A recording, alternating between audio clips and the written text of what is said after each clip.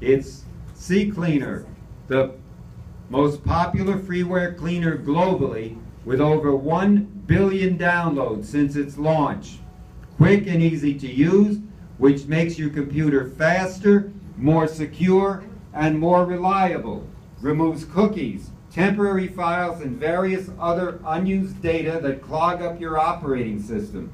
Frees up valuable hard disk space, allowing your system to run faster. Removing this data also protects your anonymity, meaning you can browse online more securely.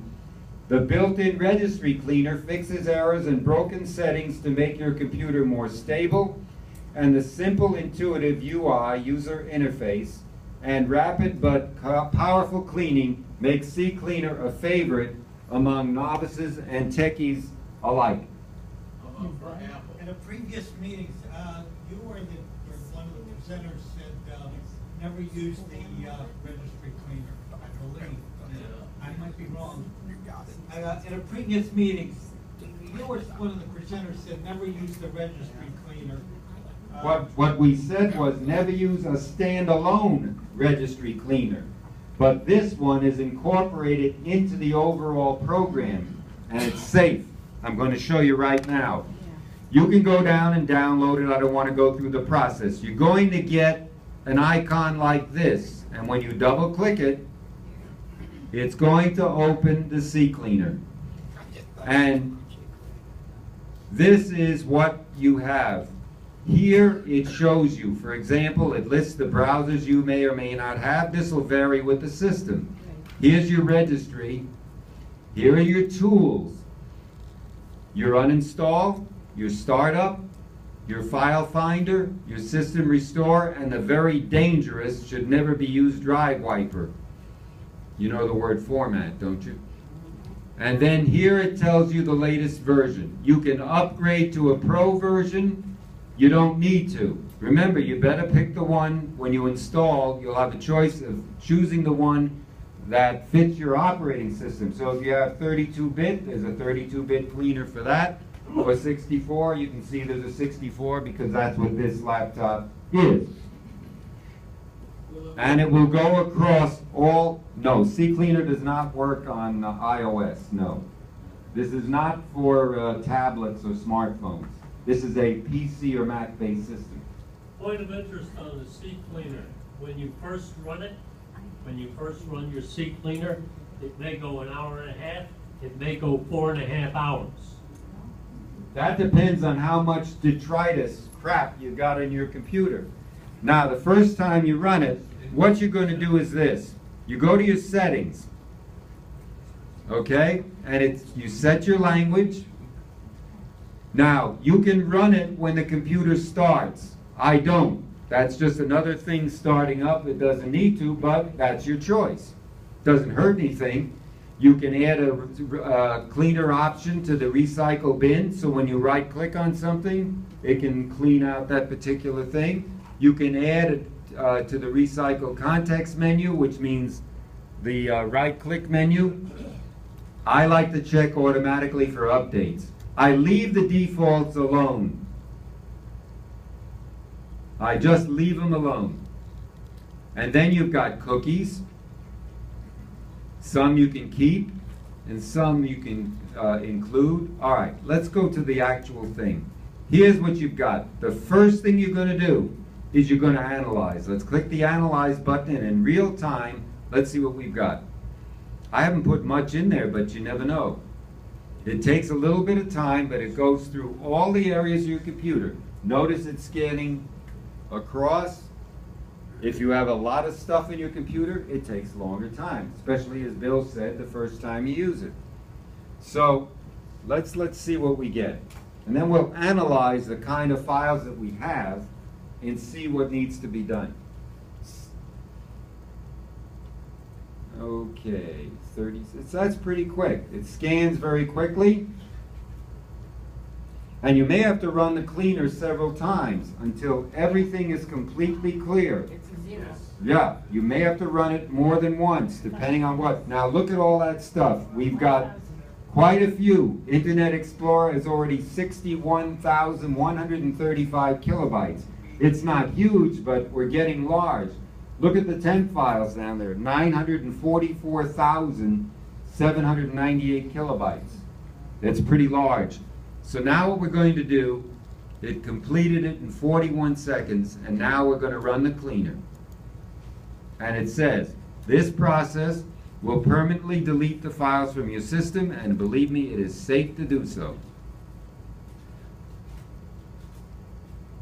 I've used this since it came out from the company, and it's never given me a problem. Never.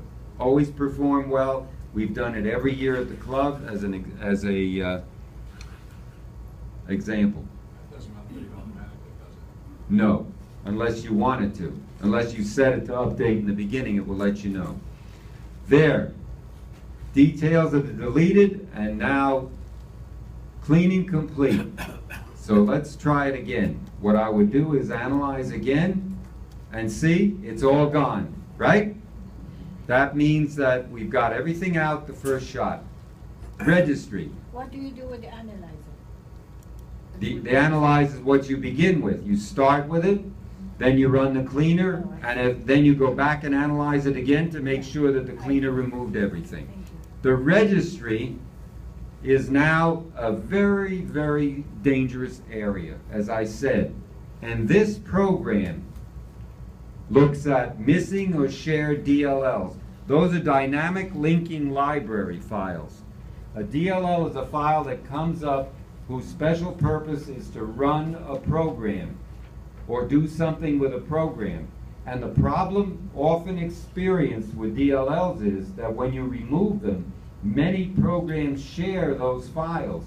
And if you remove them with a program that's not safe, you'll have 5 or 10 programs that won't work that'll have to be reinstalled because they use the same files. But this program is safe to use. Unused file extensions, libraries, applications, fonts, installers. Well, let's take a look. Let's scan for issues. Ah, we got some. Nice. I purposely made some, by the way. So, what happened there? Just go back. There we go. So, it tells you the registry keys. Don't even think about it unless you know what you're doing. Experts only. Look at all this stuff here. Reference issues, program files, all stuff that I've gotten rid of recently and didn't touch because I wanted to show you. Now what we do is we're going to click Fix Selected Issues. And now here's a question that you all have to face. Do you want to back up changes to the registry? If you say yes, it will create a file with the ending REG on your computer. And that means that for some reason, after the program has run, if something is not working properly, you can double click on that file and it will restore the original entries to the registry. But I don't usually back it up. Barry? I don't usually back it up. You'll have to come up here if you want to talk, sir. Oh, I really don't want to start running back and forth. You have no choice. Then get a second mic. Speaking to the mic. There you go. Do not, this stupid stuff around. It's on. Okay, make sure you do click that yes mark.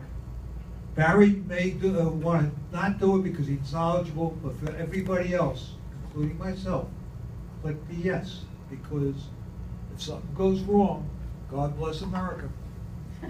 That's the best way I'm going to describe it. That's all right. So if we click up yes, let's do that.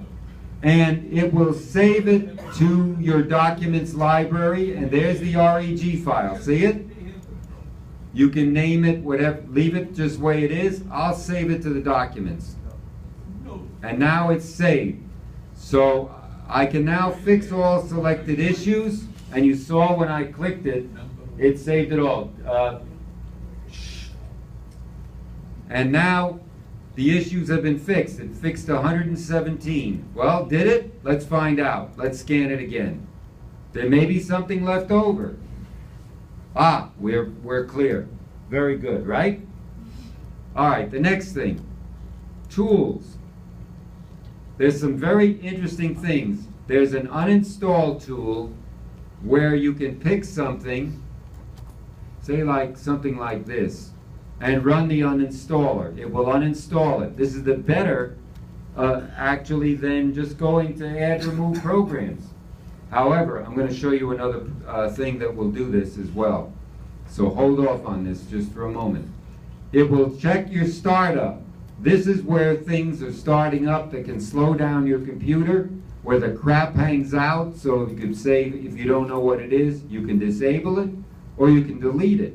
Now, if you disable it, it's not gone, it just stops it from running at that point. So you don't want to just delete something if you might need it in the future. You can usually just reset the program to start up when Windows starts anyway, so there's no harm done.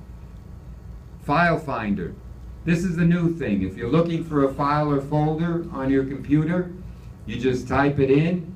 It will look for the file size, the modified date, all kinds of stuff. System Restore. System Restore takes a snapshot of your computer every time you run it. Or if you add a new program, or it will offer sometimes to create a restore point. If your computer is not working properly, this is the place where you can restore the computer to an earlier date or time when it was working properly. Now, System Restore can take up an awful lot of disk space. So if I have time, I'll show you how to work that. Drive Wiper is dangerous. Leave it alone. It will erase the contents of free space on a drive. Sometimes it erases more than that, and you'll have a problem. I just say leave the defaults alone. Now you have options. Settings. Here's where you set automatically check for updates someone asked about. That's where you check that. Cookies. You can keep these, or you can move them around. You can move them across, or if you want to keep them over here, they won't be removed the next time. Remember, cookies store passwords and things like that. I don't really store cookies because I remember the passwords, and I don't want to have anybody to accidentally be able to access my password. It's just just my own personal anal thing. And then include, exclude, advanced. All right. So that's the way Crap Cleaner works. Everybody clear? All right, good. Now there's another program that I want to show you. We used to use a special program called Revo Uninstaller, which we all use in the club. I no longer use it because I found another program that's fabulous. Let me get to it, if I can get to it. There you go.